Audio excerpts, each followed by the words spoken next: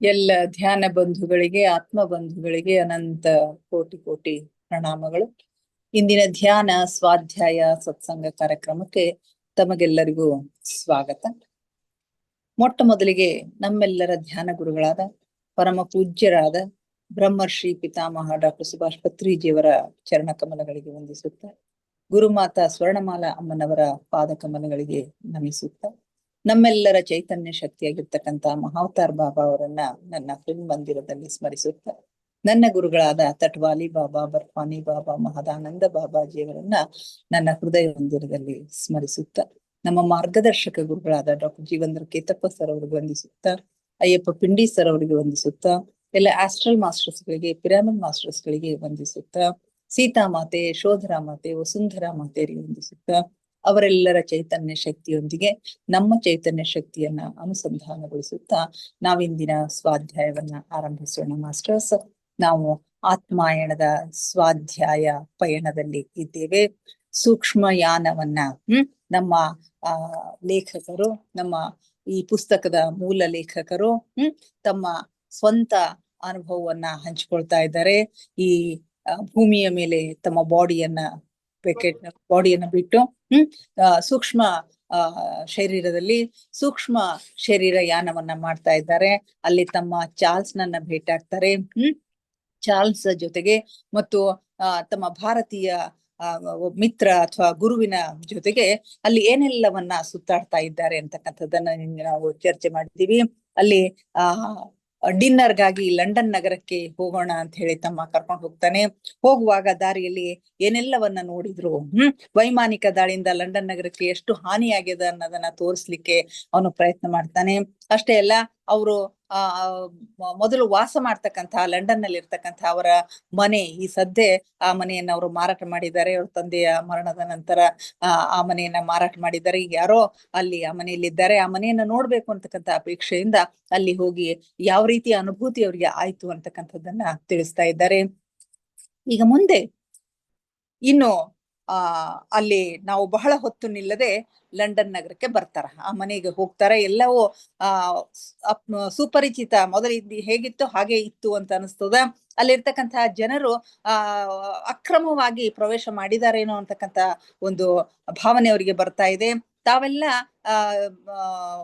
ಇರ್ತಕ್ಕಂಥ ಮನೆಗಳಲ್ಲಿ ಅಥವಾ ಕೊಠಡಿಗಳಲ್ಲಿ ಯಾರೋ ಬಂದು ಇದ್ದಾರೆ ಅಂತಕ್ಕಂಥ ಒಂದು ಫೀಲಿಂಗ್ ಅವ್ರಿಗೆ ಬರ್ತಾ ಇರುತ್ತೆ ಅಂತಕ್ಕಂಥ ಅಂಶಗಳನ್ನೆಲ್ಲ ಅವ್ರಿಲ್ಲಿ ಹಂಚಿಕೊಂಡಿದ್ದಾರೆ. ಅಲ್ಲಿ ಬಹಳ ಹೊತ್ತು ನಿಲ್ಲದೇನೆ ಲಂಡನ್ಗೆ ಅವರು ಮರಳ್ತಾರೆ. ಪಿಕಾಡಿ ಸರ್ಕಲ್ ನಟ್ಟ ನಡುವೆ ಹೋಗಿ ನಿಲ್ಲುವುದು ಬಹಳ ಆಹ್ಲಾದಕಾರಿಯಾಗಿತ್ತು. ಪಿಕಾಡಲಿ ಸರ್ಕಲ್ ಅಂತಕ್ಕಂಥದ್ದು, ಅಲ್ಲಿ ಒಂದು ಸರ್ಕಲ್ ಇದೆ, ಅದರ ನಟ್ಟ ನಡುವೆ ಹೋಗಿ ನಿಲ್ಲೋದು ಅವ್ರಿಗೆ ತುಂಬಾ ಆಹ್ಲಾದಕಾರಿಯಾಗಿತ್ತು ಅಂತ ಹೇಳ್ತಾರೆ. ಅಲ್ಲಿ ಯಾವಾಗಲೂ ಹೂವು ಮಾರುವ ಹುಡುಗಿಯರು ಇರ್ತಿದ್ರಂತ. ಆದ್ರೆ ಈಗ ಶಾಂತ ವಾತಾವರಣವಿತ್ತು. ಈ ರೋಜ್ ಮೂರ್ತಿಯನ್ನು ಏನೋ ಧಕ್ಕೆ ಆಗಬಾರದೆಂಬ ಕಾರಣಕ್ಕೆ ಅಲ್ಲಿಂದ ತೆಗೆಯಲಾಗಿತ್ತು ಅಂತ ಹೇಳ್ತಾರೆ. ಯಾವಾಗಲೂ ಜನ ನಿಬಿಡವಾಗಿರ್ತಕ್ಕಂಥ ಒಂದು ಪ್ರದೇಶ ಅದಾಗಿರ್ತದ. ಯಾವಾಗ್ಲೂ ಅಲ್ಲಿ ಹೂ ಮಾರ್ತಕ್ಕಂಥ ಹುಡುಗಿಯರು ಇರ್ತಾ ಇದ್ರು ಅನ್ನೋದನ್ನ ಇವ್ರು ಹೇಳ್ತಾರೆ. ಅಲ್ಲಿ ಈ ಸದ್ಯದಲ್ಲಿ ಅವ್ರು ಹೋದಂತ ಸಂದರ್ಭದಲ್ಲಿ ಅಲ್ಲಿ ವಾತಾವರಣ ತುಂಬಾ ಶಾಂತವಾಗಿತ್ತು. ಈ ರೋಸ್ ಮೂರ್ತಿಯನ್ನ ಏನೋ ಧಕ್ಕೆ ಆಗಬಾರದು ಅಂತಕ್ಕಂಥ ಕಾರಣಕ್ಕೆ ಅಲ್ಲಿಂದ ತೆಗೆಯಲಾಗಿತ್ತು. ಅಲ್ಲಿ ಬಹಳ ಜನದಟ್ಟಣೆ ಇತ್ತು. ಬಸ್ ಮತ್ತು ಟ್ಯಾಕ್ಸಿಗಳು ಸಾಮಾನ್ಯ ರೀತಿಯಿಂದ ಚಲಿಸ್ತಾ ಇದ್ವು. ಆದ್ರೆ ದೊಡ್ಡ ಸಂಖ್ಯೆಯಲ್ಲಿ ಸ್ತ್ರೀ ಪುರುಷರು ಯೂನಿಫಾರ್ಮ್ ಧರಿಸಿಕೊಂಡು ಓಡಾಡುತ್ತಿರುವ ದೃಶ್ಯವು ನನ್ನ ಗಮನವನ್ನ ಸೆಳೆಯಿತು. ಅಲ್ಲಿ ಬಹುದೊಡ್ಡ ಸಂಖ್ಯೆಯಲ್ಲಿ ಸ್ತ್ರೀ ಪುರುಷರು ಯೂನಿಫಾರ್ಮ್ ಅನ್ನ ಹಾಕೊಂಡು ಓಡಾಡ್ತಕ್ಕಂಥ ಒಂದು ದೃಶ್ಯ ಅವ್ರಿಗೆ ಕಾಣಿಸ್ತದ.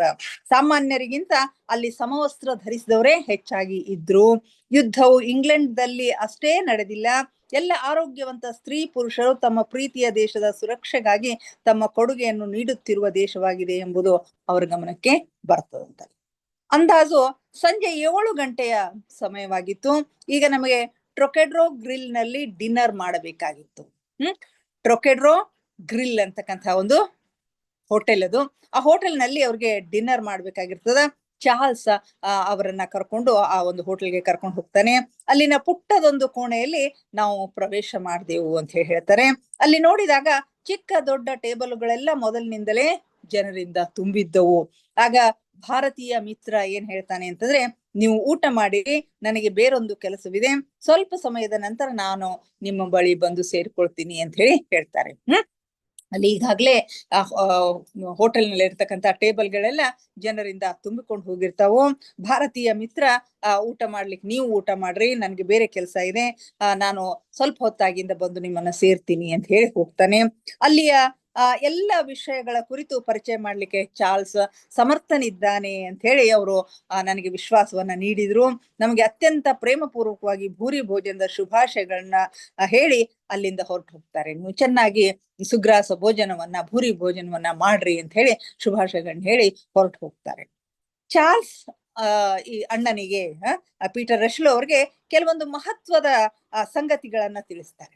ಭೌತಿಕ ಜಗತ್ತಿನಲ್ಲಿ ಹೋಟೆಲ್ಗಳಲ್ಲಿ ನಾವು ಊಟ ಮಾಡುವಾಗ ಇಲ್ಲವೇ ಪೇಯ ಕುಡಿಯುವಾಗ ಕೆಲವೊಂದು ಸಂಗತಿಗಳನ್ನು ನಾವು ನೆನಪಿನಲ್ಲಿ ಇಡಬೇಕು ಅಂತ ಹೇಳ್ತಾರೆ.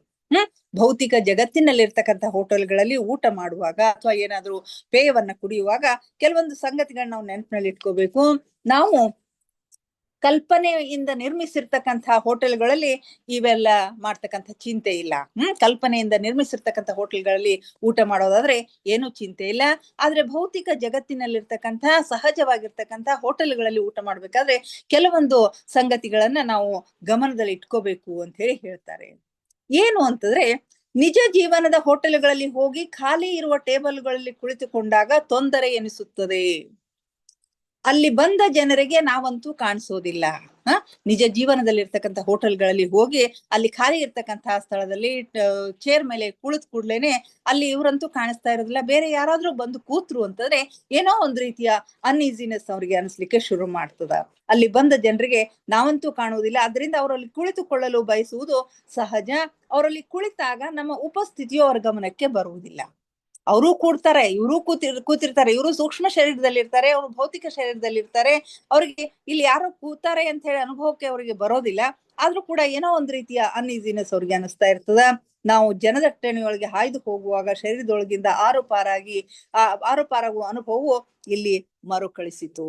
ಆ ರೀತಿಯಾದಾಗ ಜನದಟ್ಟಣೆ ಇದ್ದಾಗ, ಜನರ ಭೌತಿಕ ಶರೀರದ ಜೊತೆಗೆ ಆರುಪಾರಾಗಿ ಹೋಗ್ತಕ್ಕಂಥ ಒಂದು ಸಂದರ್ಭದಲ್ಲಿ ಅವರ ಸೂಕ್ಷ್ಮ ಶರೀರದ ಒಂದು ಅನುಭೂತಿ ಇವ್ರಿಗೆ ಆಗ್ತಾ ಇರುತ್ತೆ. ಅದೇ ರೀತಿಯ ಅನುಭೂತಿ ಖಾಲಿ ಇರ್ತಕ್ಕಂಥ ಟೇಬಲ್ ನಲ್ಲಿ ಹೋಗಿ ಕುಳಿತಾಗ, ಅಲ್ಲಿ ಮತ್ತೆ ಬೇರೆ ಜನರು ಬಂದು ಕುಳಿತಾಗ ಇವ್ರಿಗೆ ಆಗ್ತಾ ಇರ್ತದ. ನಮ್ಮ ಸೂಕ್ಷ್ಮ ಶರೀರವು ಮೊದಲು ಕುಳಿತಲ್ಲಿ ಬೇರೊಬ್ಬ ಭೌತಿಕ ಶರೀರಧಾರಿ ಬಂದು ಅಲ್ಲಿ ಕುಳಿತುಕೊಂಡರೆ ಅವನಿಗೆ ಏನೋ ಒಂದು ಅನುಭವವಾಗುವುದು. ಏನೋ ಕೆಟ್ಟ ಅನುಭೂತಿ ಆಗುವುದಿಲ್ಲ, ಆದ್ರೆ ಒಳ್ಳೆಯ ಅನುಭೂತಿಯೂ ಕೂಡ ಆಗುವುದಿಲ್ಲ. ಏನೋ ಕೆಟ್ಟ ಅನುಭೂತಿ ಆಗೋದಿಲ್ಲ, ಆದ್ರೆ ಒಳ್ಳೆಯ ಅನುಭೂತಿಯೂ ಕೂಡ ಆಗೋದಿಲ್ಲ. ಏನೋ ಅಸಹಜ ಅಂತ ಅನಿಸುತ್ತೆ. ಕೆಲವೊಂದ್ಸರಿ ನಮಗೂ ಕೂಡ ಅನಿಸ್ತಾ ಇರ್ತದೆ, ಯಾವುದೋ ಒಂದು ಪ್ರದೇಶಕ್ಕೆ ಹೋದಾಗ ಏನೋ ಒಂದ್ ರೀತಿಯ ಅನ್ಈಸಿನೆಸ್ ನಮ್ಗೆ ಅನಿಸ್ತಾ ಇರುತ್ತೆ. ಇಲ್ಲೇನೋ ವಾತಾವರಣ ಚೆನ್ನಾಗಿಲ್ಲ ಅಂತಕ್ಕಂಥ ಒಂದು ಅನಿಸಿಕೆ ನಮ್ಗೆ ಅನಿಸ್ತಾ ಇರ್ತದ. ಹೀಗೆ ಅವ್ರಿಗೆ ಅಲ್ಲಿ ಅನಿಸ್ತದ ಅಂತ ಹೇಳಿ ಹೇಳ್ತಾರೆ. ಅವನು ಪುಟ್ಟ ಕೋಣೆಯೊಂದರಲ್ಲಿ ಹೋಟೆಲ್ ಸೃಷ್ಟಿಸಿ ಅಲ್ಲಿ ನನಗೆ ಕುಳಿತುಕೊಳ್ಳಲು ಹೇಳಿದ. ಈಗ ಭೂಮಿಯ ಮೇಲೆ ಇರ್ತಕ್ಕಂಥ ಸಹಜವಾಗಿ ಎಲ್ಲರೂ ಉಪಯೋಗ ಮಾಡ್ತಕ್ಕಂಥ ಹೋಟೆಲ್ಗಳಿಗೆ ಹೋದಾಗ ಈ ರೀತಿಯ ಅನುಭವ ಆಗ್ತದ. ಅಲ್ಲಿರ್ತಕ್ಕಂಥ ಒಂದು ಟೇಬಲ್ ಕುರ್ಚಿ ಮೇಲೆ ಕುಳಿತಾಗ ಅವರು ಕುಳಿತಿರ್ತಾರೆ, ಸೂಕ್ಷ್ಮ ಶರೀರದಲ್ಲಿ ಇವ್ರು ಕುಳಿತಿರ್ತಕ್ಕಂಥದ್ದು ಭೌತಿಕ ಶರೀರದಲ್ಲಿ ಇರ್ತಕ್ಕಂಥ ಜನರಿಗೆ ಗೊತ್ತಾಗೋದಿಲ್ಲ.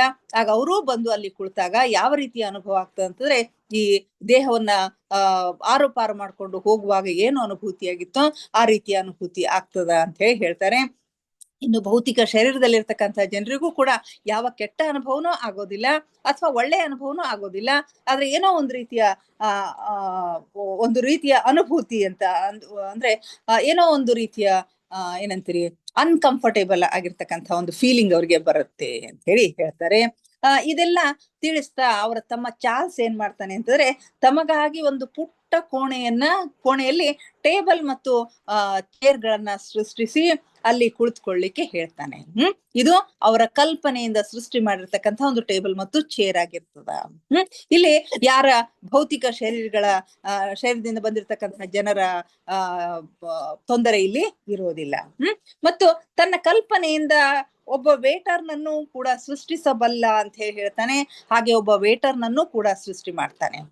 ಒಬ್ಬ ಆಹಾರವನ್ನ ತಂದು ಕೊಡ್ಲಿಕ್ಕೆ ವೇಟರ್ನನ್ನು ಕೂಡ ನಾನು ಸೃಷ್ಟಿ ಮಾಡ್ತೀನಿ ಅಂತ ಹೇಳಿ ಅವನನ್ನು ಕೂಡ ಸೃಷ್ಟಿ ಮಾಡ್ತಾನೆ. ಅವನು ಬಾಕಿ ವೇಟರ್ಗಳಂತೆ ಕೆಲಸ ಮಾಡುತ್ತಿರುವಂತೆ ನಮಗೆ ಕಾಣಿಸ್ತದ. ಬಾಕಿ ವೇಟರ್ಗಳು ಯಾವ ರೀತಿ ಕೆಲಸ ಮಾಡ್ತಾ ಇರ್ತಾರೋ ಅದೇ ರೀತಿ ಕಾಣಿಸ್ತದ. ಆದ್ರೆ ಬೇರೆಯವರು ಅವನನ್ನು ನೋಡುವುದು ಸಾಧ್ಯವಿಲ್ಲ, ಇವರಿಗೆ ಮಾತ್ರ ಅವನು ಕಾಣ್ತಾ ಇರ್ತಾನೆ.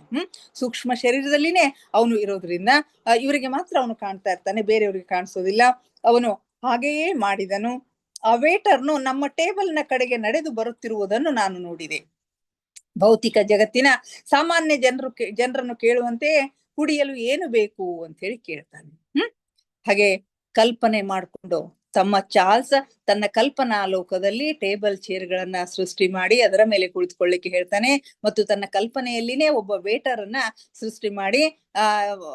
ಸೃಷ್ಟಿ ಮಾಡ್ತಾನೆ. ಅವನು ಬಂದು ಸಾಮಾನ್ಯ ಜನರಿಗೆ ಕೇಳೋ ಹಾಗೆ ನಿಮ್ಗೆ ಏನ್ ಬೇಕು, ಕುಡಿಯಲು ಏನ್ ಬೇಕು ಅಂತ ಹೇಳಿ ಕೇಳ್ತಾನೆ. ಚಾರ್ಲ್ಸ್ನು ಡ್ರಾಯ್ ಚೆರ್ರಿ, ವಿಸ್ಕಿ ಮತ್ತು ಸೋಡಾ ಆರ್ಡರ್ ಮಾಡಿದನು.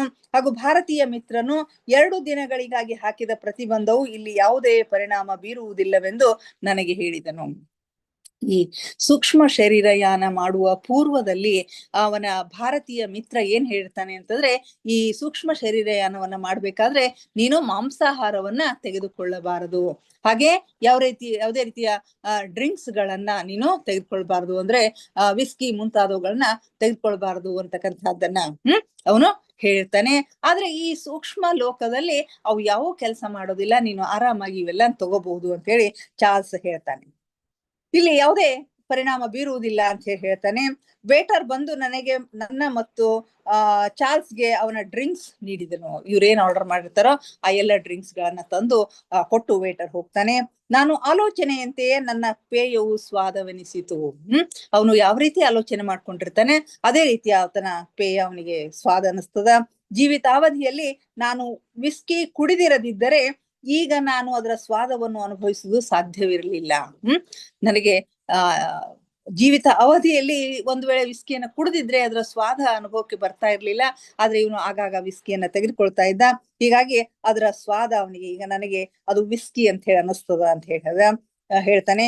ಒಂದು ದಿನ ಭಾರತೀಯ ಮಿತ್ರನಿಗೆ ಈ ಪೇಯವನ್ನು ಕುಡಿಯಲು ಹೇಳಿದಾಗ ಅವನು ಈ ಸಂಗತಿಯನ್ನ ತಿಳಿಸಿರ್ತಾನೆ. ಇದು ಹ್ಯಾಕ್ ಗೊತ್ತಾಗ್ತದ ಅಂತಂದ್ರೆ, ಭಾರತೀಯ ಮಿತ್ರನಿಗೆ ಒಂದು ದಿನ ವಿಸ್ಕಿಯನ್ನ ಕೊಟ್ಟಾಗ ಈ ಮಾತನ್ನ ಹೇಳ್ತಾನಂತೆ ಅಂತ ಹೇಳಿ ಚಾರ್ಲ್ಸ್ ಹೇಳ್ತಾನೆ. ಹಾಗೆ ಅವನು ಒಂದು ಗ್ಲಾಸ್ ನೀರಿಗೆ ಆರ್ಡರ್ ಮಾಡಿದನು. ತನಗಾಗಿ ವಿಸ್ಕಿ ಆರ್ಡರ್ ಮಾಡುವುದು ವ್ಯರ್ಥ ಅಂತ ಹೇಳ್ತಾನೆ, ಯಾಕಂದ್ರೆ ನಾನು ಅದನ್ನ ಕುಡದೇ ಇಲ್ಲ, ಅದರಿಂದ ನನಗದು ಅದರ ಒಂದು ಅನುಭೂತಿಯನ್ನ ನಾನು ಆಸ್ವಾದಿಸ್ಲಿಕ್ಕೆ ಸಾಧ್ಯ ಆಗೋದಿಲ್ಲ ಅಂತ ಹೇಳಿ ತನಗಾಗಿ ಒಂದು ಬಾಟಲ್ ನೀರನ್ನ ಆರ್ಡರ್ ಮಾಡ್ತಾನೆ ಅಂತ ಹೇಳ್ತಾರೆ. ಏಕೆಂದ್ರೆ ತಾನೆಂದು ಅವುಗಳನ್ನು ಕಲ್ಪಿಸಿಕೊಳ್ಳಲು ಸಾಧ್ಯವಾಗದೆ ಕಿರಿಕಿರಿಯಾಗಿ ಪಾರ್ಟಿಯ ಮಜವೆಲ್ಲ ಹೋಗಿ ಬಿಡುತ್ತದೆ ಅಂತ ಹೇಳ್ತಾನೆ. ಅದೇ ರೀತಿ ಸಿಗರೇಟ್ ಕುರಿತಂತೆಯೂ ಹೀಗೆಯೇ ಹೇಳ್ತಾನೆ. ನನ್ನ ಭಾರತೀಯ ಮಿತ್ರನು ಸಿಗರೇಟ್ ಸೇದುವುದಿಲ್ಲ, ಸೂಕ್ಷ್ಮ ರೂಪದಲ್ಲಿ ಅದನ್ನು ಅವನಿಗೆ ನೀಡಿದರೂ ಅವನು ಬೇಡವೆನ್ನುತ್ತಾನೆ, ಏಕೆಂದ್ರೆ ಸಿಗರೇಟ್ ಸೇದುವುದರಿಂದ ದೊರೆಯುವ ಆನಂದವು ಅವನಿಗೆ ಗೊತ್ತಿಲ್ಲ.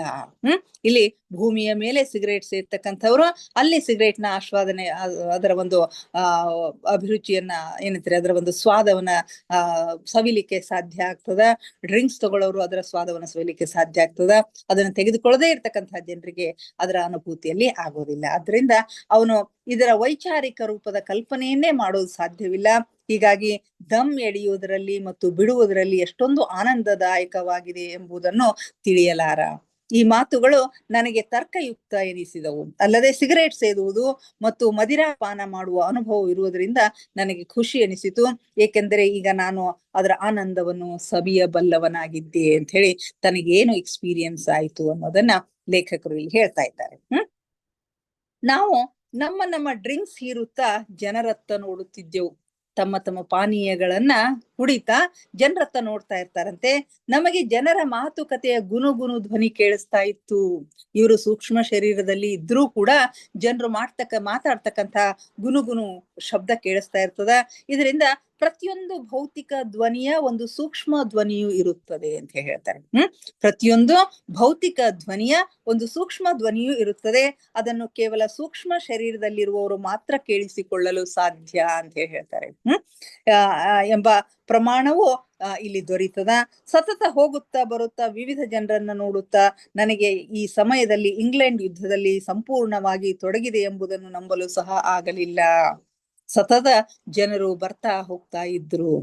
ಒಂದು ಕಡೆಗೆ ಇಂಗ್ಲೆಂಡ್ ನಲ್ಲಿ ಯುದ್ಧ ನಡೆದಿರ್ತದ, ಆದ್ರೂ ಕೂಡ ಜನರು ಇಷ್ಟು ಸಂತೋಷದಿಂದ ಇದ್ದಾರೆ, ಇಷ್ಟು ಆ ಪಾರ್ಟಿ ಮುಂತಾದವುಗಳನ್ನ ಮಾಡ್ತಾ ಇದ್ದಾರೆ ಅಂತ ಹೇಳಿ ಜನರು ಯುದ್ಧದಲ್ಲಿ ಸಂಪೂರ್ಣವಾಗಿ ತೊಡಗಿಸಿಕೊಂಡಿದ್ದಾರೆ ಅನ್ನೋದನ್ನ ನಂಬಲಿಕ್ಕೆ ಆಗೋದಿಲ್ಲ. ಯಾಕಂದ್ರೆ ಎಲ್ಲರೂ ಜೀವನದ ಆನಂದವನ್ನ ಅನುಭವಿಸ್ತಾ ಇದ್ದಾರೆ ಅಂತ ಹೇಳಿ. ಸಂಭಾಷಣೆ ಜರುಗುತ್ತಿದ್ದವು, ನಗೆ ಚಾಟಿಕೆಗಳು ನಡೆದಿದ್ದವು.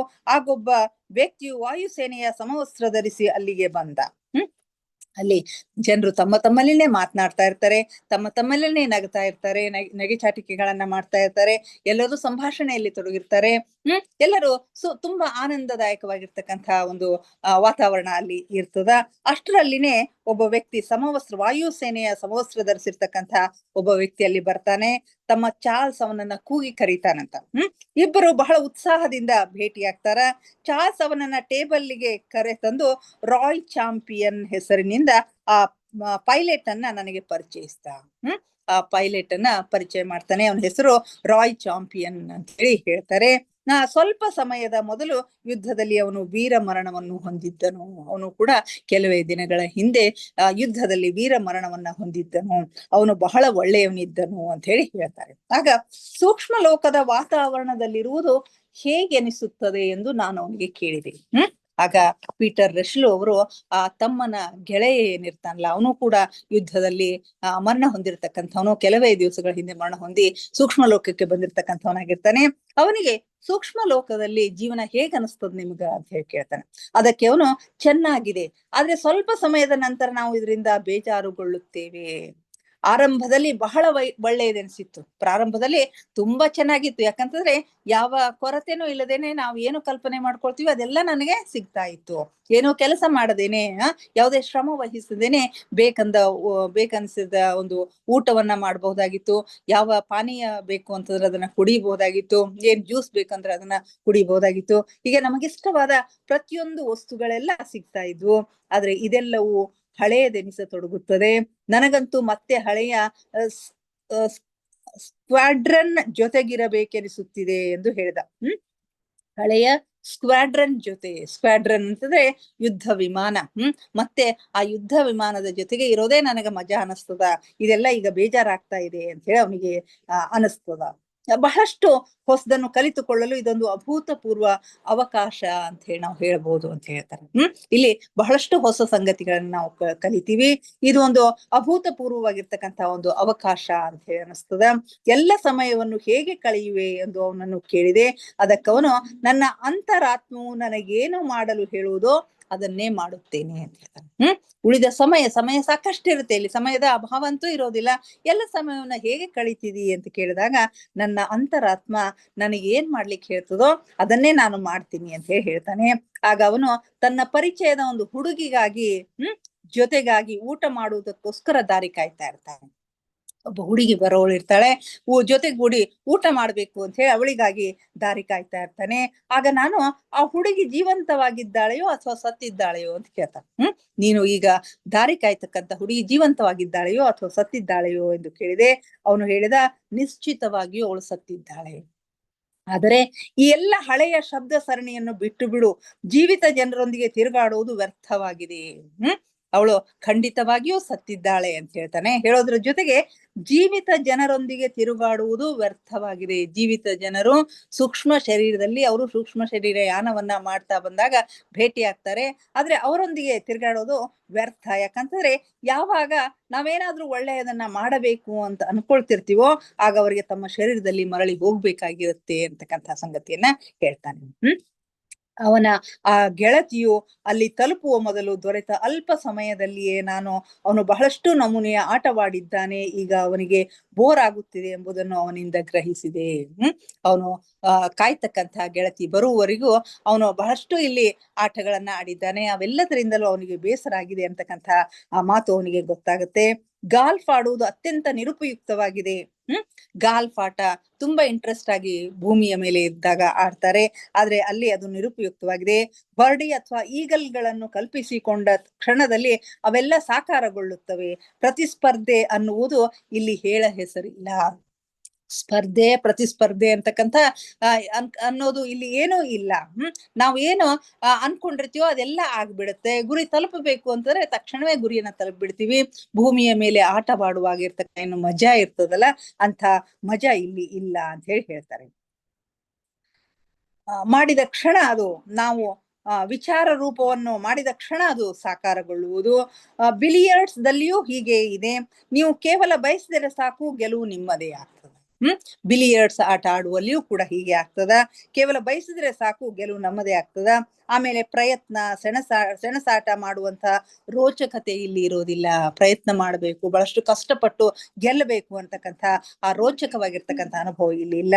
ಚಾನ್ಸ್ ಅಥವಾ ಅವಕಾಶ ಪಡೆದುಕೊಳ್ಳುವಂತ ಆನಂದವೂ ಇಲ್ಲಿ ಇಲ್ಲ. ಒಂದು ಬಾರಿ ಸೋತಾಗ ಇನ್ನೊಂದು ಬಾರಿ ಚಾನ್ಸ್ ಅನ್ನ ತೆಗೆದುಕೊಳ್ತಕ್ಕಂಥ ಅವಕಾಶವೂ ಇಲ್ಲಿ ಇಲ್ಲ. ಯಾವುದೇ ಆಟದಲ್ಲಿಯೂ ಮೆರುಗು ಶಬ್ದದ ಅರ್ಥವೇ ಉಳಿದಿಲ್ಲ. ಯಾವುದೇ ಆಟದಲ್ಲಿ ಇಲ್ಲಿ ಯಾವುದೇ ರೀತಿಯ ಮೆರುಗು ಅಂತಕ್ಕಂಥದ್ದು ಇಲ್ಲ ಅಂತ ಹೇಳಿ ಹೇಳ್ತಾರೆ. ಇದನ್ನು ಕೇಳಿ ನನಗೆ ಭಾರತೀಯ ಮಿತ್ರನು, ಯಾರ ಹವ್ಯಾಸಗಳು ಭೌತಿಕ ಜೀವನಕ್ಕೆ ಅನುಗುಣವಾದ ವಾತಾವರಣ ಅಥವಾ ಪರಿಸ್ಥಿತಿಯಂತೆ ಇರುತ್ತವೆಯೋ ಅವರಿಗೆ ಸೂಕ್ಷ್ಮ ಲೋಕದಲ್ಲಿಯ ಜೀವನವು ಬೇಜಾರಾಗುತ್ತದೆ ಎಂದು ಹೇಳಿರುವುದು ಸರಿಯಾಗಿದೆ ಎನಿಸಿತು.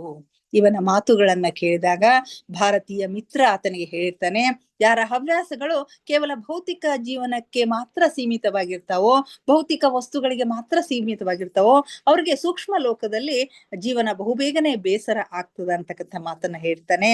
ಆ ಮಾತು ಸರಿಯಾಗಿದೆ ಅಂತ ಹೇಳಿ ಅನಿಸ್ತದ. ಜೀವಿತಾವಧಿಯಲ್ಲಿ ಸಂಗೀತ ಅಥವಾ ಯಾವುದೇ ರೀತಿಯ ಲಲಿತ ಕಲೆಗಳ ಆಕರ್ಷಣೆ ಇತ್ತೆ ಎಂದು ರಾಯ್ನನ್ನ ನಾನು ಕೇಳಿದೆ. ಆಗ ಆ ರಾಯ್ನನ್ನ ಕೇಳ್ತಾನೆ, ನೀನು ಜೀವಿತ ಅವಧಿಯಲ್ಲಿ ನಿನಗೆ ಯಾವ್ದಾದ್ರು ಸಂಗೀತ ಅಥವಾ ಯಾವುದೇ ರೀತಿಯ ಲಲಿತ ಕಲೆಗಳ ಆಕರ್ಷಣೆ ಇತ್ತೆ ಅಂತ ಕೇಳ್ತಾನ. ಅದಕ್ಕೆ ಅವನು ಹೇಳ್ತಾನೆ, ಇಲ್ಲ, ಯಾವಾಗ್ಲಾದ್ರೂ ಒಮ್ಮೆ ಸಂಗೀತ ಕೇಳುವ ಇಲ್ಲವೇ ನೃತ್ಯ ಮಾಡುವ ಹವ್ಯಾಸವಿತ್ತು. ಆದ್ರೆ ಈ ಕುರಿತು ಎಂದೂ ಗಂಭೀರವಾಗಿ ನಾನು ಇರ್ಲಿಲ್ಲ ಅಂತ ಹೇಳ್ತಾನೆ. ಯಾವಾಗಾದ್ರೂ ಒಂದೊಂದ್ಸರಿ ಸಂಗೀತವನ್ನ ಕೇಳ್ತಾ ಇದ್ದೆ, ನೃತ್ಯವನ್ನ ಮಾಡ್ತಕ್ಕಂಥ ಒಂದು ಹವ್ಯಾಸ ಇತ್ತು, ಆದ್ರೆ ಅವುಗಳನ್ನ ಗಂಭೀರವಾಗಿ ನಾನೆಂದೂ ಪರಿಗಣಿಸಿರ್ಲಿಲ್ಲ ಅಂತ ಹೇಳ್ತಾನೆ. ಮಿತ್ರರೊಂದಿಗೆ ಭೇಟಿಯಾದ ಬಳಿಕ ಸಾಕಾಗಿ ಭೌತಿಕ ಜೀವನದಂತಹ ಜೀವನವನ್ನೇ ಜೀವಿಸಿ ಬೇಜಾರಾಗುತ್ತಿದ್ರೆ ನಿಶ್ಚಿತವಾಗಿ ಬೇರೆ ಯಾವುದೋ ಒಂದು ಸಂಗತಿ ಆಕರ್ಷಿಸುತ್ತದೆ. ಇಲ್ಲವಾದ್ರೆ ಜೀವನವು ಅತ್ಯಂತ ಬೇಸರವಾಗುತ್ತದೆ ಎಂದು ನನಗೆ ಅನಿಸಿತು. ಇಲ್ಲಿ ಬಂದು ಕೆಲವು ದಿವಸ ಕಳೆದಾದ ನಂತರ, ಎಲ್ಲ ಮಿತ್ರರನ್ನ ಭೇಟಿಯಾದ ನಂತರ, ಇಲ್ಲಿ ಎಲ್ಲ ಸಂಗತಿಗಳನ್ನ ಅರ್ಥ ಮಾಡಿಕೊಂಡ ನಂತರ, ಒಂದು ವೇಳೆ ಅವಶ್ಯಕ ಭೌತಿಕ ಬದುಕಿಗಿಂತನೂ ಹೆಚ್ಚಿನ ಒಂದು ಆಸಕ್ತಿಗಳನ್ನ, ಸಂಗೀತ, ಕಲೆ, ನೃತ್ಯ ಮುಂತಾದ ಆಸಕ್ತಿಗಳನ್ನ ಬೆಳೆಸಿಕೊಂಡಿದ್ದೆ ಆದ್ರೆ ಅಲ್ಲಿ ಬದುಕು ಸುಖಮಯವಾಗಿರ್ತದ, ಇಲ್ಲಂತಂದ್ರೆ ಬೇಜಾರಾಗ್ತದ ಅಂತಕ್ಕಂಥ ಮಾತನ್ನ ಇಲ್ಲಿ ಹೇಳ್ತಾರೆ. ಆಗಲೇ ಅವನ ಗೆಳತಿ ಬಂದ್ಬಿಡ್ತಾಳೆ. ಅವನಿಗೆ ಬಹಳ ಚೆನ್ನಾಗಿ ಸ್ವಾಗತ ಮಾಡುವ ಕಲೆ ತಿಳಿದಿತ್ತು. ಅವನ ಗೆಳತಿ ಬಂದಾಗ ಅವನು ತುಂಬಾ ಸಂತೋಷದಿಂದ ಅವಳನ್ನ ಸ್ವಾಗತ ಮಾಡ್ತಾನೆ. ಅವಳು ಬಹಳ ಸುಂದರಳಾಗಿದ್ದಳು. ಅವರು ಮೆಟ್ಟಿಲಿಳಿದು ಗ್ರೀನ್ ರೂಮಿನತ್ತ ಹೋಗುವಾಗ ಇಬ್ಬರ ಜೋಡಿಯು ಬಹಳ ಅದ್ಭುತ ಅಂತ ಅನಿಸ್ತು. ಅವರಿಬ್ರು ಕೈ ಜೋಡಿಸ್ಕೊಂಡು ಮೆಟ್ಟಿಲನ್ನ ಇಳಿದು ಗ್ರೀನ್ ರೂಮಿನತ್ತ ಹೋಗ್ತಾ ಇದ್ರು. ಆಗ ಅದು ಒಂದು ಅತ್ಯಂತ ಸುಂದರವಾಗಿರ್ತಕ್ಕಂಥ, ಅದ್ಭುತವಾಗಿರ್ತಕ್ಕಂಥ ಒಂದು ಜೋಡಿ ಅಂತ ಅವ್ರಿಗೆ ಅನಿಸ್ತದ.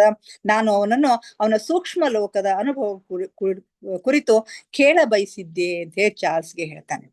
ಅವನು ಹೋದ ತಕ್ಷಣ ತಮ್ಮನ ಮುಂದೆ ಹೇಳ್ತಾನೆ, ಅವನಿಗೆ ಇನ್ನಿಷ್ಟು ಅವನ ಸೂಕ್ಷ್ಮ ಲೋಕದ ಅನುಭವಗಳನ್ನ ಕುರಿತು ಕೇಳಬೇಕು ಅನ್ಕೊಂಡಿದ್ದೆ ಅಂತ ಹೇಳಿ ಚಾರ್ಲ್ಸ್ಗೆ ಹೇಳ್ತಾನೆ. ಆಗ ಅವನು ಬಹುಶಃ ಅವನು ಈ ಕುರಿತು ಹೆಚ್ಚು ಚರ್ಚಿಸ ಬಯಸಲಿಕ್ಕಿಲ್ಲ, ಅದನ್ನ ಕುರಿತು ಹೆಚ್ಚು ಚರ್ಚೆ ಮಾಡ್ಲಿಕ್ಕೆ ಅವನಿಗೆ ಇಷ್ಟ ಇರ್ಲಿಕ್ಕಿಲ್ಲ ಅಂತ ಹೇಳ್ತಾನೆ. ಬಹುಶಃ ನಮ್ಮಲ್ಲಿ ಯಾರೂ ಹಾಗೆ ಮಾಡುವುದಿಲ್ಲ ಅಂತಕ್ಕಂಥ ಮಾತನ್ನು ಕೂಡ ಅವನು ಸೇರಿಸ್ತಾನೆ.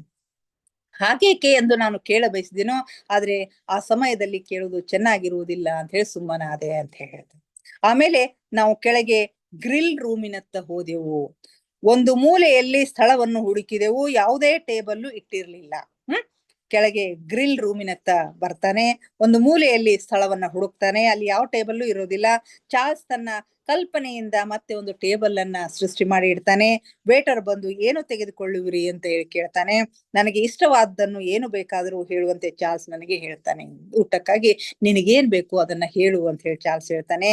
ಆಗ ನಿಜವಾಗಿಯೂ ನನಗೆ ಹಸಿವೆ ಇರ್ಲಿಲ್ಲ, ಆದ್ರೆ ಈ ಅದ್ಭುತ ಅನುಭವವನ್ನು ಹೊಂದುವುದಕ್ಕಾಗಿ ನಾನು ಆರ್ಡರ್ ಮಾಡಿದೆ.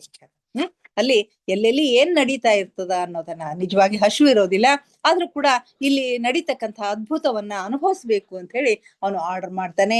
ಚಾರ್ಲ್ಸ್ ಕೂಡ ತನಗಿಷ್ಟವಾಗಿರ್ತಕ್ಕಂಥ ತಿಂಡಿಗಳಿಗೆ ಆರ್ಡರ್ ಮಾಡಿದ. ಅವನು ಶಾಂಬರ್ಟಿನ್ 1933 ತರಿಸಿಕೊಂಡನು. ಶಾಂಬರ್ಟಿನ್ 1933 ಅಂತ. ಅದು ಹಾಗಂದ್ರೆ ಏನು ಅಂತ ನನಗೂ ಗೊತ್ತಿಲ್ಲ.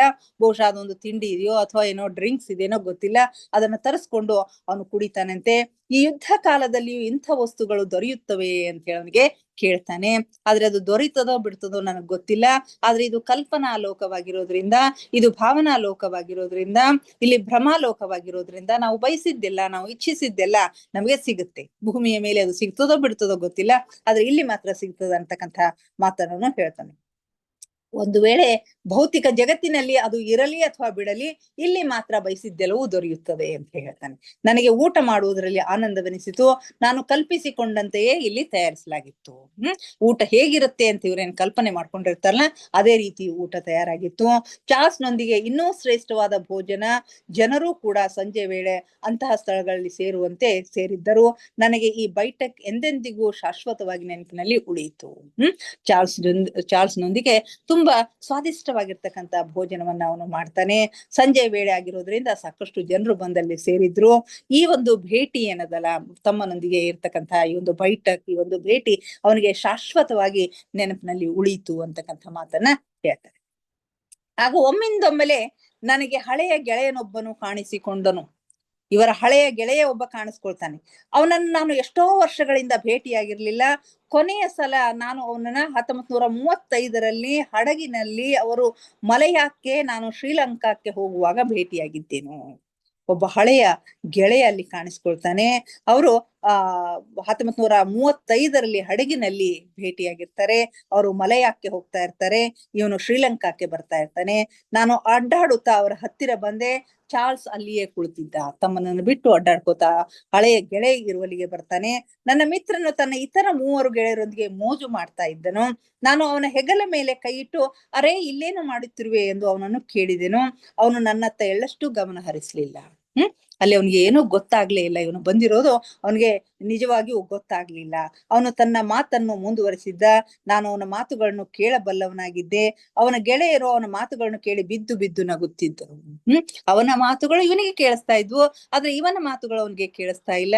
ಅವನ ಮಾತನ್ನ ಕೇಳಿ ಗೆಳೆಯರು ಬಿದ್ದು ಬಿದ್ದು ನಗ್ತಾ ಇದ್ರು. ಅವನನ್ನು ನನ್ನೆಡೆಗೆ ಆಕರ್ಷಿತನನ್ನಾಗಿ ಮಾಡುವುದು ಸಾಧ್ಯವಿಲ್ಲ ಅಂತ ನನಗನಿಸಿತು. ನಿರಾಶನಾಗಿ ನನ್ನ ಟೇಬಲ್ಗೆ ನಾನು ಮರಳಿ ಬಂದೆ. ನಾನು ಉದಾಸಗೊಂಡಿರುವುದನ್ನು ಕಂಡ ಚಾರ್ಲ್ಸ್ನಿಗೆ ಬಹಳ ಮಜವೆನಿಸ್ತು. ಇವನಿಗೆ ಉದಾಸ ಅನಿಸಿರೋದನ್ನು ನೋಡಿ ತಮ್ಮನಿಗೆ ಮಜಾ ಅನಿಸ್ತದ. ಅವರು ಅಸಲಿಯೋ ಅಥವಾ ನಕಲಿಯೋ ಅಂತ ಹೇಳಿ ಹೆಂಗ್ ತಿಳ್ಕೋಬೇಕು ಅಂತ ಹೇಳಿ ಕೇಳ್ತಾನೆ. ಆಗ ಈ ಅಸಲಿ ನಕಲಿ ಪ್ರಯೋಗದ ಕುರಿತು ನನಗೆ ನಗು ಬರುತ್ತಿದೆ, ಏಕೆಂದ್ರೆ ಇಲ್ಲಿ ಹಾಗೇನಿರುವುದಿಲ್ಲ ಎಂದು ಚಾರ್ಲ್ಸ್ ಹೇಳಿ ಮತ್ತೆ ಮುಂದುವರಿಸಿದನು. ಆರಂಭದಲ್ಲಿ ಇದನ್ನು ಗುರುತಿಸುವುದು ಕಷ್ಟ, ಆದ್ರೆ ವ್ಯತ್ಯಾಸವಿರುತ್ತದೆ. ನಾವೀಗ ಯಾವ ವ್ಯಕ್ತಿಯ ಸೂಕ್ಷ್ಮ ಶರೀರವನ್ನು ನೋಡುತ್ತಿರುವೆಯೋ ಅವನಿಗೆ ಭೌತಿಕ ಶರೀರವಿದೆ. ನಾವೀಗ ಯಾವ ವ್ಯಕ್ತಿಯ ಸೂಕ್ಷ್ಮ ಶರೀರವನ್ನ ನೋಡ್ತಾ ಇದೀವೋ ಅವನಿಗೆ ಭೌತಿಕ ಶರೀರವಿದೆ. ಸೂಕ್ಷ್ಮ ಲೋಕದ ಸ್ಥಾಯಿ ನಿವಾಸಿಗಳ ಶರೀರದ ರೂಪರೇಖೆಯು ಬಹಳಷ್ಟು ಸ್ಪಷ್ಟವಾಗಿರ್ತದ. ಅಂದ್ರೆ ಇಲ್ಲಿ ಏನು ವ್ಯತ್ಯಾಸ ಅದ ಅಂತಂದ್ರೆ, ಭೂಮಿಯ ಮೇಲೆ ಇರ್ತಕ್ಕಂತಹ ಜನರು ಭೂಮಿಯ ಮೇಲೆ ತಮ್ಮ ದೇಹವನ್ನ ಬಿಟ್ಟು ಸೂಕ್ಷ್ಮ ರೂಪದಲ್ಲಿ ಹೋದಾಗ ಅವರ ರೂಪರೇಷೆಗಳು ಬೇರೆ ಆಗಿರ್ತವು. ಅಲ್ಲೇ ಪರ್ಮನೆಂಟ್ ಆಗಿ ಇರ್ತಕ್ಕಂಥ, ಅಂದ್ರೆ ಸತ್ತ ನಂತರ, ದೇಹವನ್ನ ತ್ಯಜಿಸಿದ ನಂತರ ಏನು ಸೂಕ್ಷ್ಮ ಶರೀರದಲ್ಲಿ ಅಲ್ಲಿ ಮೇಲಿನ ಲೋಕದಲ್ಲಿ ಅಂದ್ರೆ ಸೂಕ್ಷ್ಮ ಲೋಕದಲ್ಲಿ ವಾಸ ಮಾಡ್ತಾ ಇರ್ತಾರೋ ಅವರ ರೂಪುರೇಷೆಗಳು ಬೇರೆ ಆಗಿರ್ತಾವ ಅಂತಕ್ಕಂಥ ಮಾತನ್ನ ಇಲ್ಲಿ ಹೇಳ್ತಾರೆ. ಇಲ್ಲಿ ಇನ್ನೂ ಒಂದು ಅಂತರವಿದೆ. ಅದು ಬೆಳ್ಳಿಯ ಹೊಕ್ಕಳ ಬಳ್ಳಿ. ಇದನ್ನು ಹೊಂದಿರುವ ಅಸ್ಥಾಯಿ ನಿವಾಸಿಗಳು ಸ್ಥಾಯಿ ನಿವಾಸಿಗಳಷ್ಟು ಜೀವಂತ ಎನಿಸುವುದಿಲ್ಲ. ಭೂಮಿಯ ಮೇಲೆ ತಮ್ಮ ದೇಹವನ್ನ ಬಿಟ್ಟು ಈ ಸಿಲ್ವರ್ ಕಾರ್ಡ್ ನ ಸಹಾಯದಿಂದ ಹೊಕ್ಕಳು ಬಳ್ಳಿ, ಬೆಳ್ಳಿಯ ಹೊಕ್ಕಳು ಬಳ್ಳಿ ಅಥವಾ ಆ ಒಂದು ವಾಯು ತತ್ವ, ನಮ್ಮಲ್ಲಿ ಇರ್ತಕ್ಕಂಥ ವಾಯು ತತ್ವ ನಮ್ಗೆ ಸೂಕ್ಷ್ಮ ಯಾನವನ್ನ ಮಾಡ್ಲಿಕ್ಕೆ ಸಹಾಯ ಮಾಡ್ತಾ ಇರುತ್ತೆ. ಎಷ್ಟು ದೂರ ಬೇಕೋ ಅಷ್ಟು ದೂರ ನಾವು ಕ್ರಮಿಸಿ ಬರ್ಲಿಕ್ಕೆ ಸಾಧ್ಯ ಆಗ್ತಾ ಇರ್ತದ. ಅಂತ ಒಂದು ಸಿಲ್ವರ್ ಕಾರ್ಡ್ ಅನ್ನ ಹೊಂದಿರತಕ್ಕಂಥ ಅಸ್ಥಾಯಿ ನಿವಾಸಿಗಳು, ಅಂದ್ರೆ ಸ್ಥಾಯಿಯಾಗಿ ಅಲ್ಲಿ ಇರ್ತಕ್ಕಂಥವ್ರಲ್ಲ, ಪರ್ಮನೆಂಟ್ ಆಗಿ ಅಲ್ಲಿ ಇರ್ತಕ್ಕಂಥವ್ರಲ್ಲ, ಕೇವಲ ಭೇಟಿಗಾಗಿ ಹೋಗ್ತಕ್ಕಂಥ ನಿವಾಸಿಗಳು ಸ್ಥಾಯಿ ನಿವಾಸಿಗಳಷ್ಟು ಜೀವಂತವಾಗಿ ಕಾಣಿಸೋದಿಲ್ಲ ಅಂತ ಹೇಳಿ ಹೇಳ್ತಾರೆ. ಅವರ ಬೆಳ್ಳಿಯ ಹೊಕ್ಕಳ ಬಳ್ಳಿ ಕೂಡ ಸ್ಪಷ್ಟವಾಗಿ ಕಾಣುವುದಿಲ್ಲ. ರಾಯ್ ಚಾಪ್ಮ್ಯಾನ್ ಹಾಗೂ ಅಲ್ಲಿರುವ ಇತರರೊಂದಿಗೆ ಹೋಲಿಕೆ ಮಾಡಿದ್ರೆ ರಾಯ್ನ ಶರೀರದ ರೂಪುರೇಖೆ ಇತರರಿಗಿಂತ ಹೆಚ್ಚು ಸ್ಪಷ್ಟ ಮತ್ತು ಜೀವಂತ ಅನಿಸ್ತಾ ಇದ್ವು. ಬಹುಶಃ ಸೂಕ್ಷ್ಮ ಶರೀರವು ಭೌತಿಕ ಸ್ತರದಲ್ಲಿರುವಾಗ ಇರುವಂತೆ ಸ್ಥಾಯಿ ವಾಹನದ ರೂಪದಲ್ಲಿ ಪ್ರಯೋಗವಾಗುವ ಅದರ ಶರೀರದಲ್ಲಿರುವ ಆತ್ಮನು ದ್ವಿಪಾತ್ರ ಮಾಡದೇ ಇರುವುದು ಇದಕ್ಕೆ ಕಾರಣವಾಗಿರಬಹುದು. ಅಂದ್ರೆ ಇಲ್ಲಿ ಸಿಲ್ವರ್ ಕಾರ್ಡ್ ದ ಮುಖಾಂತರ ಮೇಲು ಲೋಕಕ್ಕೆ ಸೂಕ್ಷ್ಮ ಶರೀರವನ್ನ ಮಾಡ್ತಕ್ಕಂಥ ವ್ಯಕ್ತಿಗಳಲ್ಲಿ ಆತ್ಮವು ದ್ವಿಪಾತ್ರ ವಹಿಸ್ತಾ ಇರುತ್ತೆ. ಆದ್ರೆ ಪರ್ಮನೆಂಟ್ ಆಗಿ ಅಲ್ಲಿರ್ತಕ್ಕಂಥ ಒಂದು ಸೂಕ್ಷ್ಮ ಶರೀರ ವಾಸಿಗಳೇನಿರ್ತಾರಲ್ಲ ಅವರಲ್ಲಿ ಈ ಆತ್ಮದ ದ್ವಿಪಾತ್ರ ಮಾಡದೇ ಇರ್ತಕ್ಕಂಥದ್ದು ಇದಕ್ಕೆ ಕಾರಣ ಆಗಿರಬಹುದು ಅಂತಕ್ಕಂಥ ಮಾತನ್ನ ಹೇಳ್ತಾರೆ. ಇವತ್ತಿಗೆ ಇಲ್ಲಿನ ಇಂದಿನ ಸ್ವಾಧ್ಯಾಯವನ್ನ ಮುಗಿಸೋಣ ಮಾಸ್ಟರ್ಸ್. ಉಳಿದ ಸಂಗತಿಗಳನ್ನ ನಾಳೆ ಚರ್ಚೆ ಮಾಡೋಣ. ಸಮಯ ಸಾಕಷ್ಟಾಯ್ತು. ದಯವಿಟ್ಟು ಧ್ಯಾನಕ್ಕೆ ಸಿದ್ಧರಾಗಿ ಯಾವುದಾದ್ರೂ ಸ್ಥಿರ ಸುಖಾಸನದಲ್ಲಿ ಕುಳಿತುಕೊಳ್ಳಿ. ಚೇರ್ ಮೇಲೆ ಕುಳಿತಿದ್ರೆ ಕಾಲುಗಳನ್ನ ಕ್ರಾಸ್ ಮಾಡ್ಕೊಳ್ರಿ. ಕೈ ಬೆರಳುಗಳನ್ನ ಒಂದ್ರೊಳಗೊಂದು ಹಾಕೊಳ್ರಿ. ಕಣ್ಣುಗಳನ್ನ ನಿಧಾನವಾಗಿ ಮುಚ್ಚಿ ಮುಖದ ಮೇಲೆ ಮಂದಹಾಸವಿರಲಿ. ದೇಹದ ಯಾವ ಭಾಗದಲ್ಲಿಯೂ ಬಿಗಿತ ಬೇಡ. Relax relax relax please. ಮೊಟ್ಟ ಮೊದಲಿಗೆ ನಮ್ಮೆಲ್ಲರ ಧ್ಯಾನ ಗುರುಗಳಾದ ಪರಮ ಪೂಜ್ಯರಾದ ಬ್ರಹ್ಮರ್ಷಿ ಪಿತಾಮಹ ಡಾಕ್ಟರ್ ಸುಭಾಷ್ ಪತ್ರಿಜಿಯವರ ಚರಣ ಕಮಲಗಳಿಗೆ ವಂದಿಸುತ್ತ, ಗುರುಮಾತಾ ಸ್ವರ್ಣಮಾಲಾ ಅಮ್ಮನವರ ಪಾದ ಕಮಲಗಳಿಗೆ ನಮಿಸುತ್ತ, ನಮ್ಮೆಲ್ಲರ ಚೈತನ್ಯ ಶಕ್ತಿಯಾಗಿರ್ತಕ್ಕಂಥ ಮಹಾವತಾರ್ ಬಾಬಾ ಅವರನ್ನ ನನ್ನ ಹೃನ್ಮಂದಿರದಲ್ಲಿ ಸ್ಮರಿಸುತ್ತ, ನನ್ನ ಗುರುಗಳಾದ ತಟವಾಲಿ ಬಾಬಾ, ಬರ್ಫಾನಿ ಬಾಬಾ, ಮಹದಾನಂದ ಬಾಬಾಜಿಯವರನ್ನ ನನ್ನ ಹೃದಯ ಮಂದಿರದಲ್ಲಿ ಸ್ಮರಿಸುತ್ತ, ನಮ್ಮ ಮಾರ್ಗದರ್ಶಕ ಗುರುಗಳಾದ ಡಾಕ್ಟರ್ ಜೀವನ್ಧರ್ ಕೇತಪ್ಪ ಸರ್ ಅವರಿಗೆ ವಂದಿಸುತ್ತ, ಅಯ್ಯಪ್ಪ ಪಿಂಡಿ ಸರ್ ಅವರಿಗೆ ವಂದಿಸುತ್ತ, ಎಲ್ಲ ಆಸ್ಟ್ರಲ್ ಮಾಸ್ಟರ್ಸ್ ಗಳಿಗೆ, ಪಿರಮಿಡ್ ಮಾಸ್ಟರ್ಸ್ ಗಳಿಗೆ ವಂದಿಸುತ್ತ, ಸೀತಾ ಮಾತೆ, ಯಶೋಧರಾ ಮಾತೆ, ವಸುಂಧರಾ ಮಾತೆಯರಿಗೆ ವಂದಿಸುತ್ತ, ಅವರೆಲ್ಲರ ಚೈತನ್ಯ ಶಕ್ತಿಯೊಂದಿಗೆ ನಮ್ಮ ಚೈತನ್ಯ ಶಕ್ತಿಯನ್ನು ಅನುಸಂಧಾನಗೊಳಿಸುತ್ತ, ಅವರೆಲ್ಲರನ್ನು ನಮ್ಮ ಈ ಧ್ಯಾನಕ್ಕೆ ಆತ್ಮಪೂರ್ವಕವಾಗಿ ಆಹ್ವಾನಿಸುತ್ತ, ಅವರೆಲ್ಲರೂ ಜ್ಯೋತಿ ಸ್ವರೂಪದಲ್ಲಿ ಬಂದು ನಮ್ಮ ಜೊತೆಗೆ ಕುಳಿತು ಧ್ಯಾನಿಸುತ್ತಿದ್ದಾರೆ ಎಂದು ಭಾವಿಸಿಕೊಳ್ಳುತ್ತಾ ನಮ್ಮ ಈ ಧ್ಯಾನವನ್ನ ಆರಂಭಿಸೋಣ ಮಾಸ್ಟರ್ಸ್. ಕೇವಲ ಸಹಜ ಶ್ವಾಸದ ಮೇಲೆ ಗಮನ. ಒಳ ಹೋಗುವ ಉಸಿರು, ಹೊರ ಬರುವ ಉಸಿರನ್ನು ಏಕಧಾರೆಯಾಗಿ ನಿರಂತರವಾಗಿ ಗಮನಿಸಿ ಮಾಸ್ಟರ್ಸ್.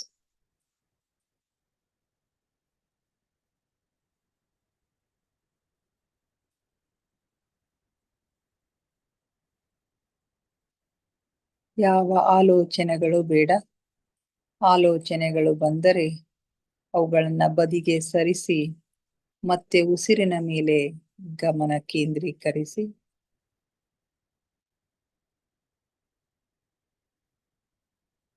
ಯಾವಾಗ ನಿಮ್ಮ ಗಮನ ಸಂಪೂರ್ಣವಾಗಿ ಉಸಿರಾಟದ ಮೇಲೆ ಇರುತ್ತದೆಯೋ ಆಗ ಆಲೋಚನೆಗಳು ಶೂನ್ಯವಾಗಿರುತ್ತವೆ, ಮನಸ್ಸು ಶಾಂತವಾಗಿರುತ್ತದೆ, ಧ್ಯಾನ ಸಿದ್ಧಿಸುತ್ತದೆ. ನಮ್ಮ ಉಚ್ಛ್ವಾಸ ನಿಶ್ವಾಸದ ಮಧ್ಯದ ಬಿಂದು, ಅದುವೇ ಧ್ಯಾನ ಬಿಂದು, ಅದುವೇ ಶೂನ್ಯ ಬಿಂದು, ಅದುವೇ ನಮ್ಮ ಆಂತರಿಕ ಜಗತ್ತಿನ ಒಳ ಜಗತ್ತಿನ ಬೀಗದ ಕೈ. ಅಲ್ಲಿ ಒಂದು ಕ್ಷಣ ನಿಲ್ಲುವ ಅಭ್ಯಾಸ ಮಾಡಿ ಮಾಸ್ಟರ್ಸ್. ನಿಮಗಾಗಿ ನಿಮ್ಮ ಆಂತರಿಕ ಜಗತ್ತು ತೆರೆದುಕೊಳ್ಳುತ್ತದೆ.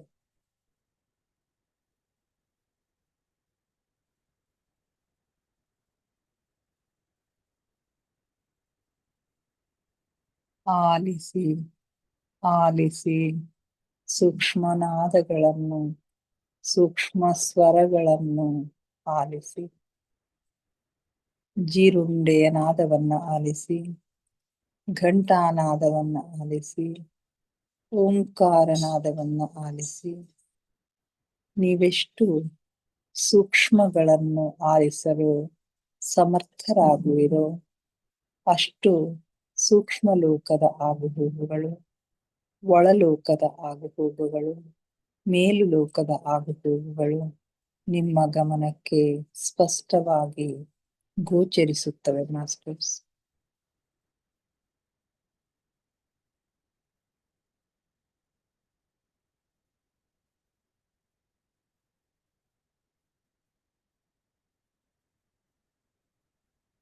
ನಾನು ದೇಹವಲ್ಲ, ನಾನು ಆತ್ಮಸ್ವರೂಪಿ. ನನ್ನ ಉಸಿರೇ ನನ್ನ ಗುರು. ಉಸಿರೆಂಬ ಗುರುವಿನ ಸಹಾಯದಿಂದ ನನ್ನ ಗಮ್ಯದೆಡೆಗೆ, ಅಂತಿಮ ಗುರಿಯೆಡೆಗೆ ನನ್ನ ಪಯಣ ನಿರಂತರವಾಗಿ ಸಾಗುತ್ತಲಿದೆ.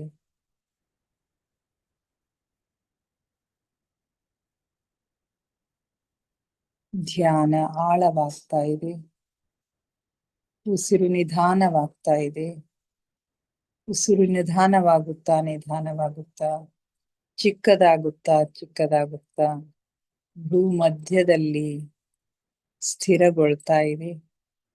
ಅಲ್ಲಿ ನಮ್ಮ ಆಜ್ಞಾ ಚಕ್ರ ಆಕ್ಟಿವೇಟ್ ಆಗ್ತಾ ಇದೆ. ಹಲವು ಬಣ್ಣಗಳು, ಹಲವು ದೃಶ್ಯಗಳು ನಮಗಾಗಿ ಗೋಚರಿಸುತ್ತವೆ. ಅನುಭವಿಸಿ ಮಾಸ್ಟರ್ಸ್. ಏನು ಕಾಣಿಸುತ್ತದೆಯೋ ಅದನ್ನು ಅನುಭವಿಸಿ. ಯಾವ ಹಿಂಜರಿಕೆಯೂ ಬೇಡ, ಯಾವ ಹೆದರಿಕೆಯೂ ಬೇಡ.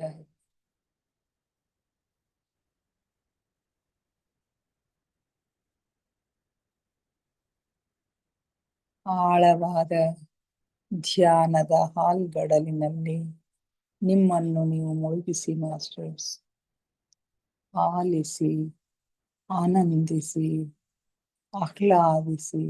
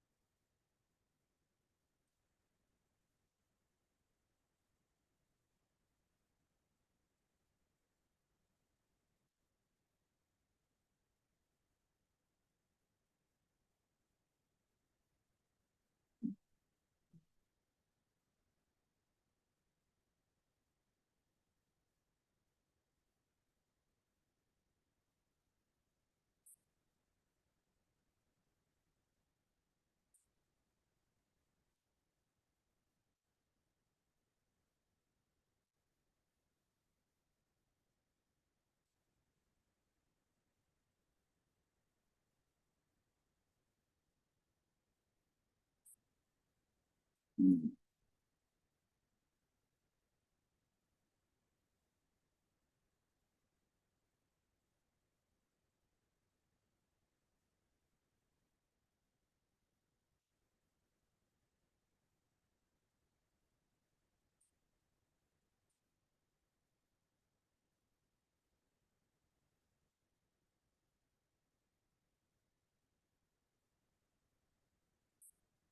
ಹ್ಮ್.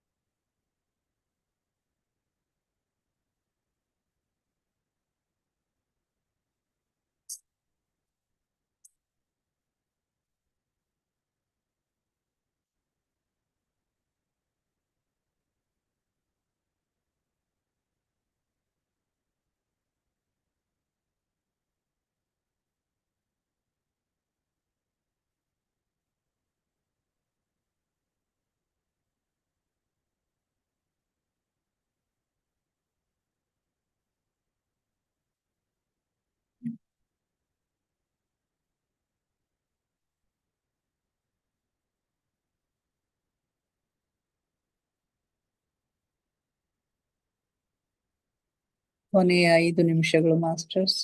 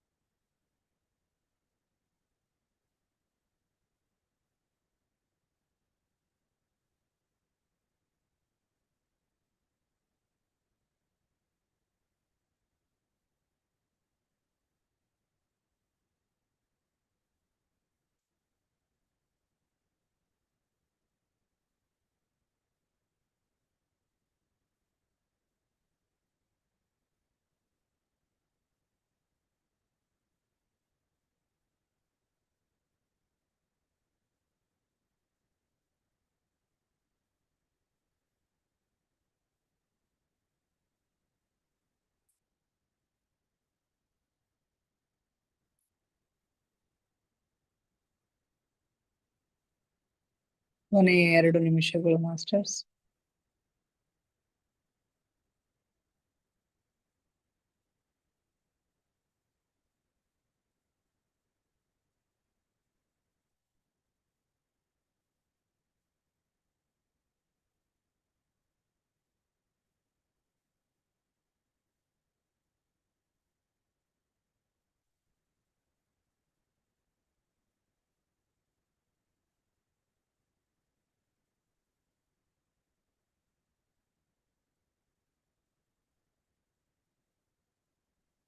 ಕೊನೆಯ 1 ನಿಮಿಷ.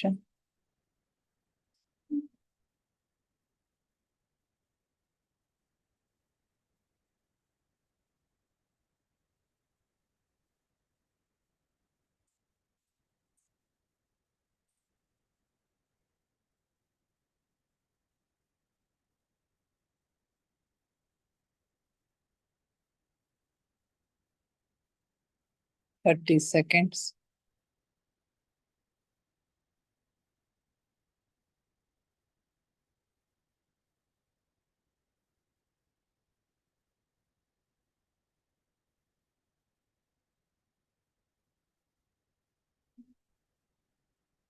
Ten seconds.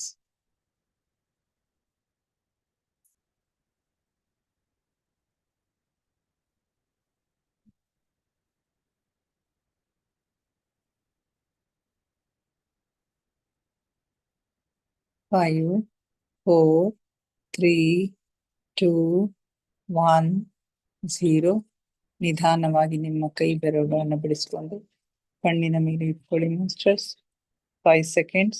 5, 4, 3, 2, 1, 0. ನಿಧಾನವಾಗಿ ಕಣ್ಣುಗಳ ಮೇಲಿನ ಕೈಗಳನ್ನು ತೆಗೆಯಿರಿ. ಕಣ್ಣುಗಳನ್ನು ನಿಧಾನವಾಗಿ ಓಪನ್ ಮಾಡಿ masters. Thank you, thank you, thank you everybody.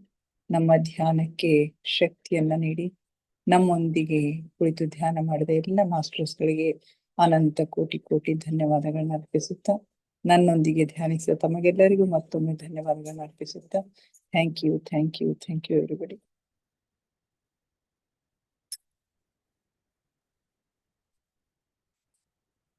ಯಾರಾದ್ರೂ ಏನಾದ್ರು ಶೇರ್ ಮಾಡ್ಕೊಳ್ತೀರಿ ಮಾಡ್ಕೊಡ್ರಿ.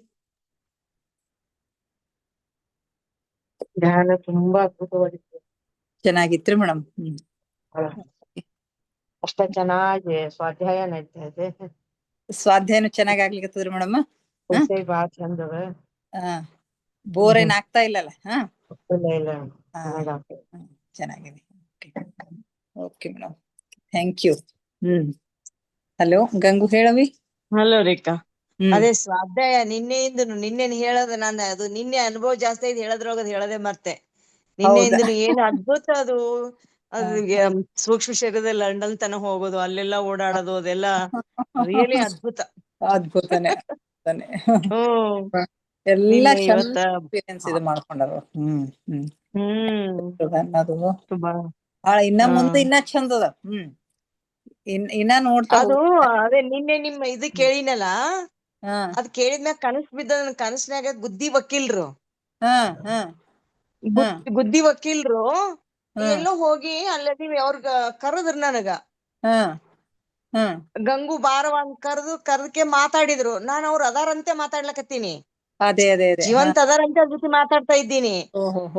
ಬಟ್ ಅವ್ರು ಆಮೇಲೆ ಬೇರೆಯವ್ರು ಹೇಳಿದ್ರು ನನಗ, ಅವ್ರ ಇಲ್ಲಲ್ಲ, ನೀ ಹೆಂಗ್ ಮಾತಾಡೋದ್ ಅವ್ರ ಜೊತೆಗೆ ಅಂತ. ಅದೇ ಅದೇ ಅದೇ ಹಂಗೇನೋ ಏನೋ ಇದಾಗ್ಯದದು. ಅದೇ ಸೂಕ್ಷ್ಮ ಶರೀರ ನೆನಸ್ಕೊಂಡಿಲ್ಲ ಏನಿಲ್ಲ. ನೀ ನೋಡಿದೆ ಬುದ್ಧಿ ವಕೀಲ್ರಿಗೆ? ಹೂನ್ರಿ ನೋಡಿನ್ರಿ. ನನಗೇನ್ ನೆನಪಿಲ್ಲ ಅವ್ರಿಗೆ ನೋಡಿದ್ದು.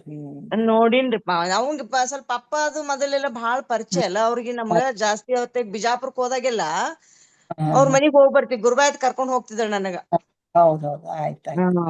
ಹಂಗಾಗಿ ಅದೇ ಅದೇ ಅದೇ ಏನೋ ಇದಾದಂಗ ಆಗ್ಯದ. ಮತ್ತ ಏನ್ ಕನಸ್ನ್ಯಾಗ ಆಯ್ತಾ ಹೆಂಗ ನಿನಗ? ಕನಸ್ರಿ. ನಿನ್ನೆ ಸ್ವಾಧ್ಯಾಯ ಕೇಳ್ಕೊಂಡ್ ಮಲ್ಕೊಂಡಿದ್ದೀನಲ್ಲ, ಅವಾಗ ಎಲ್ರು ಏನೋ ಜೊತೆಗೆ ಬಾಳ ಜನ ಇದ್ದಂಗ ಆಗ್ಯದ. ಅಲ್ಲಿ ಏನೋ ಕಾರ್ಯಕ್ರಮದೊಳಗ ಅವ್ರು ಬಂದಾರಲ್ಲಿ. ಅವ್ರು ಯಾರಿಗೂ ಕಾಣಿಸಿಲ್ಲ. ಯಾರ್ ಜೊತೆ ಮಾತಾಡದೆ? ನೀ ಗುದ್ದಿ ವಕೀಲ್ರಂತಿಯಲ್ಲ, ನೀ ಯಾರ್ ಜೊತೆ ಮಾತಾಡದೆ? ನಮ್ಗೆಲ್ಲ ಕಾಣಿಸಿಲ್ಲ. ಆಮೇಲೆ ಅವ್ರು ಸತ್ಯ ಬಾಳ ದಿನ ಆಗ್ಯದಲ್ಲ, ನೀ ಬರೀ ಗುದ್ದಿ ವಕೀಲ್ರಲ್ಲ ಕತ್ತಿ ಅಂತ ಅವ್ರೆಲ್ಲ ಅಂದಂಗ ಆಯ್ತು ನನಗೆ. ಉಳ್ದವ್ರೆಲ್ಲ ಅಲ್ಲಿ ಸುತ್ತಮುತ್ತಿದ್ದವ್ರೆಲ್ಲ ಅದೇ ಅದೇ. ಹಾ ಓಕೆ. ಹಂಗೇನೋ ಆಯ್ತ್ರಿ. ಒಳ್ಳೆ ಅನುಭವ. ಹ್ಮ್ ಹ್ಮ್. ನಿನ್ನೆನೆ ಸ್ವಲ್ಪ ಸಮಯದಲ್ಲಿ ಎಷ್ಟೊಂದು ಅನುಭವ ಅದು ನನಗದು ಹೌದ್ ಬಹಳ ಇದು ಹೌದು ಅನಿಸ್ತು. ಹೌದೌದೌದು. ಹ್ಮ್ ಓಕೆ ಎಲ್ಲ ಬರೆದಿಡ್ತ ಬಾಜರ. ಹೌದ್ ನೋಡ್ರಿ ಇಲ್ಲ ಬರೆದಿಡ್. ಬರೆದಿಡ್ಬೇಕು. ಇಡ್ತೀನ್ರಿ ಒಂದ್ ಡೈರಿ ಮಾಡಿ ಬರೆದಿಡ್ಬೇಕು. ಓಕೆ ಓಕೆ ರೀ. Okay madam. ಓಕೆ.